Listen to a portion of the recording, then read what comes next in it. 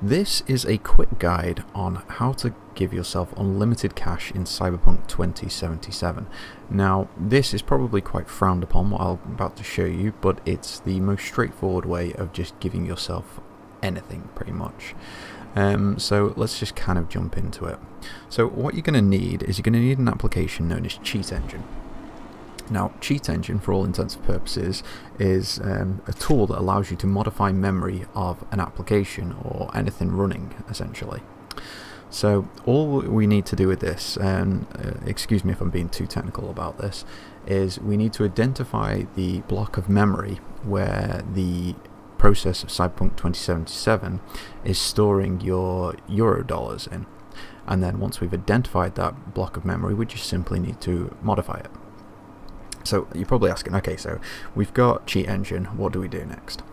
Okay, the first we need to do is attach Cheat Engine to our existing process. So we attach it to the Cyberpunk 2077 process, and now we have access to all the memory in Cyberpunk 2077. It's important to note that you need to run this application as administrator, or this will simply not work.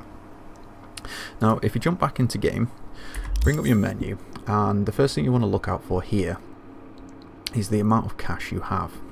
So if I jump back to Cheat Engine, what we're going to do is search our memory for the entirety of Cyberpunk for our specific value in cash. Now, there's more than likely this is going to be stored in an integer. Well, to be fair, I know it's stored as an integer, standard 32-bit integer.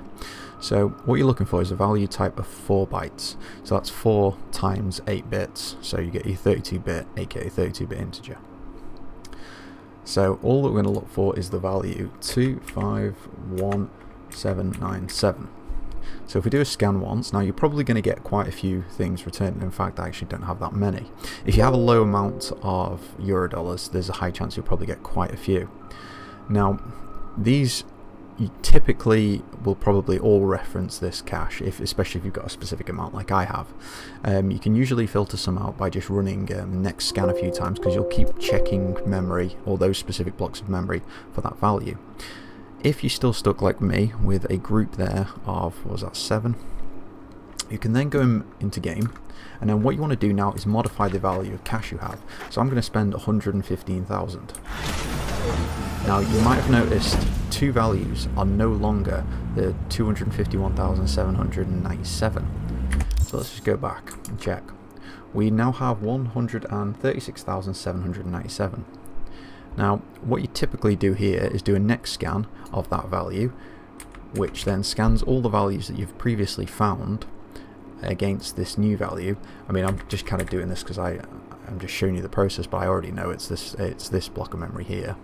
So then if I do a next scan, oh, surprise, surprise, I only have one value, or one block of memory, should I say. So what you need to do then is just double click on that, which will bring it down into your sort of active memory modifiers. Then to change the amount that you want, here's a tip: don't change this, just leave the data type alone. If you start screwing up with the data type, you could end up corrupting memory, crashing the application, or crashing your computer. Most likely crashing the application. It's quite rare that a certain application could crash a whole PC, but it can happen, so I'm just going to point that out.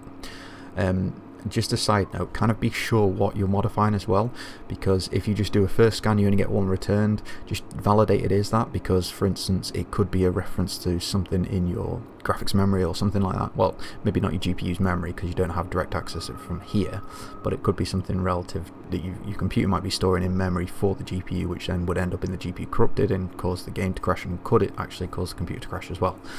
So now we're certain it's this value. Let's just say I want to give myself an additional 25 million.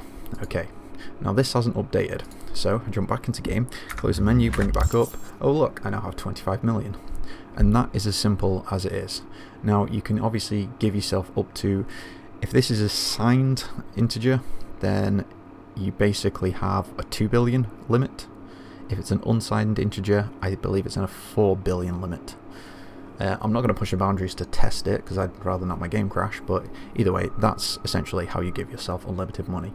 If, you know, I've seen a few people saying, oh, you can do this by exploiting the game mechanics and doing that. I mean, well, yeah, you could, but why spend the time? I mean, this is going to do the same thing, except I can do it in 30 seconds rather than 5 hours. So, I mean, like I said, it's frowned upon, but it is what it is. It's not hurting anyone. So, either way, if you found this useful, give it a thumbs up, and hit that subscribe button if you want to keep up to date with my latest content, and I'll see you next time.